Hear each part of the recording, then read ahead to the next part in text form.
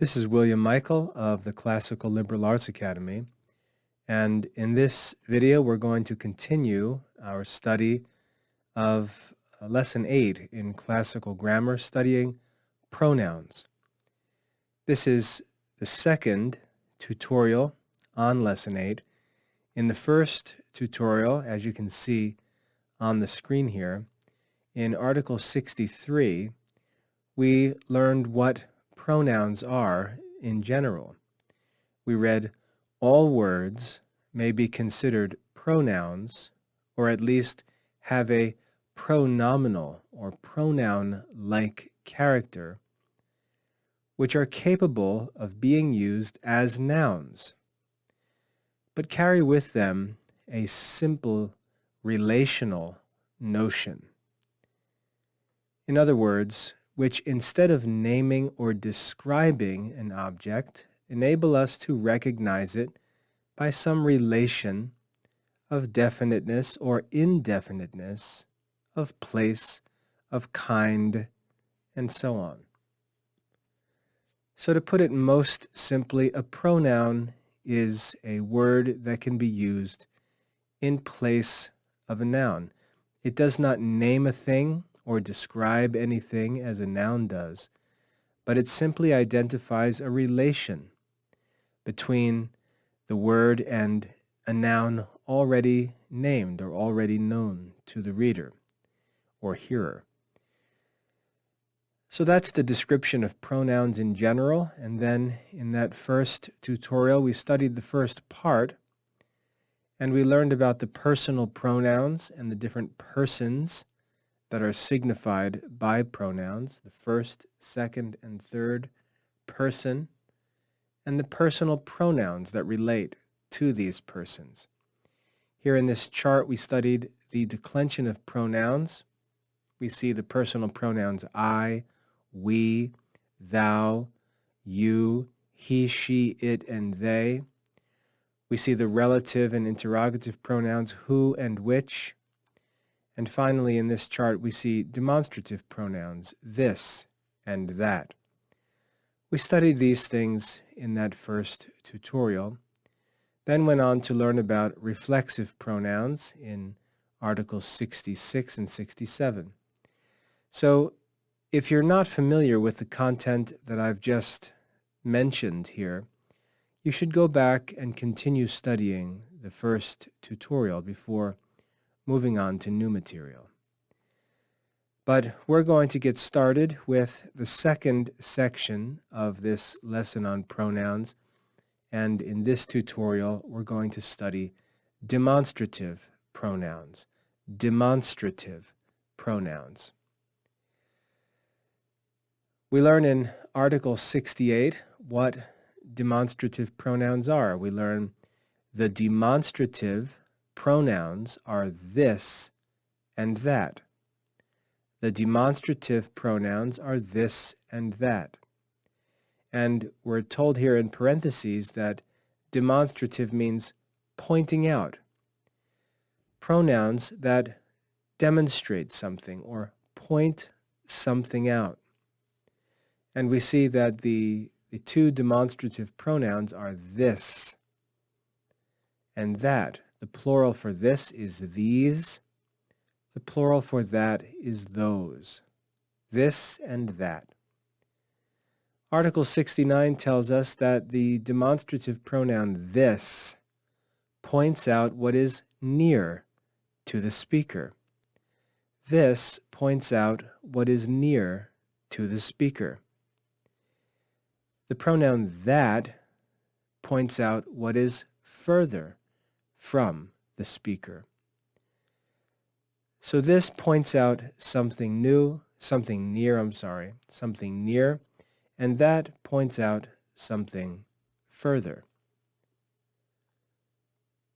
We go on to Article 70 and we read, such and same may also be considered demonstrative pronouns.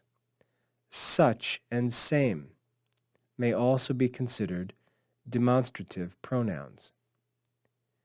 In Article 71 we read, when this and that relate to two things before mentioned, this means the nearest, which is, of course, the last one mentioned.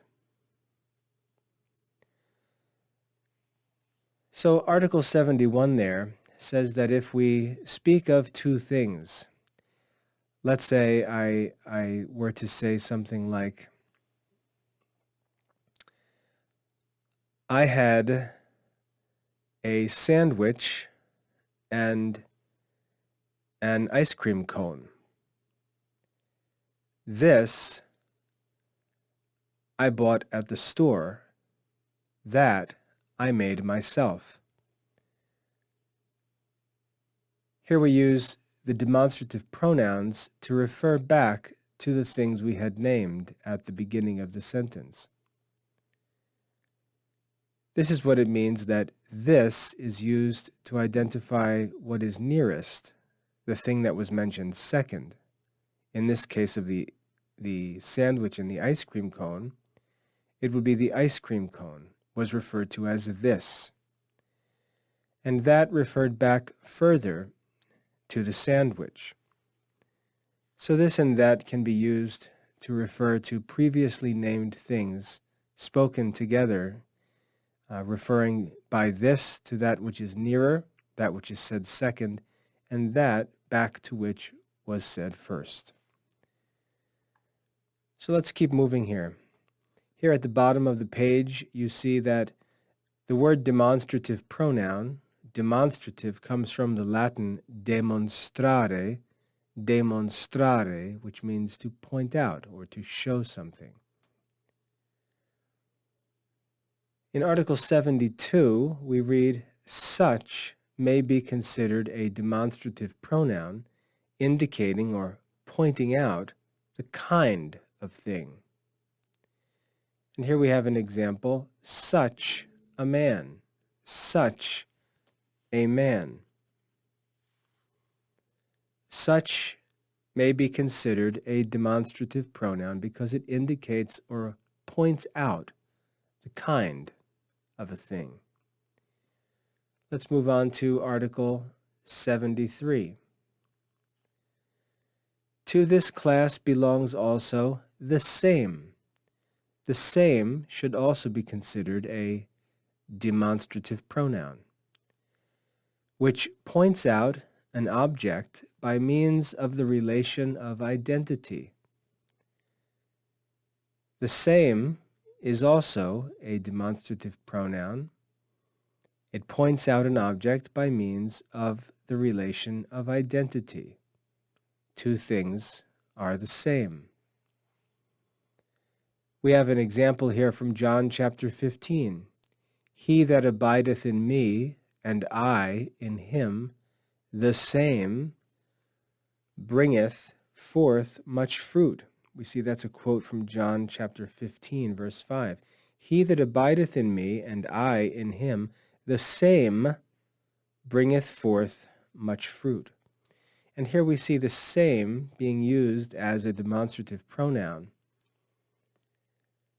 And we could simply replace it with another demonstrative pronoun like that. He that abideth in me, and I in him, that man bringeth forth much fruit. So we see that the same refers back to the subject of the first part of the sentence, which is he. He. So in this second section, you can see this third section begins below. We learned about demonstrative pronouns. We learned that the two most common demonstrative pronouns are this and that. We learned that this refers to what is at hand and that refers to what is further away. We learned that such and same may also be considered demonstrative pronouns because they're used to point something out. In Article 72, we learned that such may be considered a demonstrative pronoun indicating or pointing out the kind. In Article 73, we learned to this class belong also the same, which points out an object by means of the relation of identity. So the phrase the same is used to point out a noun that's already been spoken. And that's all for part 2 of this lesson on chapter 8 of classical grammar. As I said, we studied the demonstrative pronouns, and the easy way to remember the demonstrative pronouns is to remember that when you point something out to someone, when you point it out, you say this and that.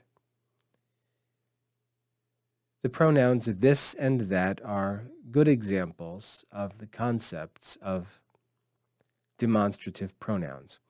I hope that that's a helpful guide through this second part of the lesson. Be sure to study it carefully for yourself and complete the lesson assessments to prove your mastery. I hope you found that helpful. God bless your studies.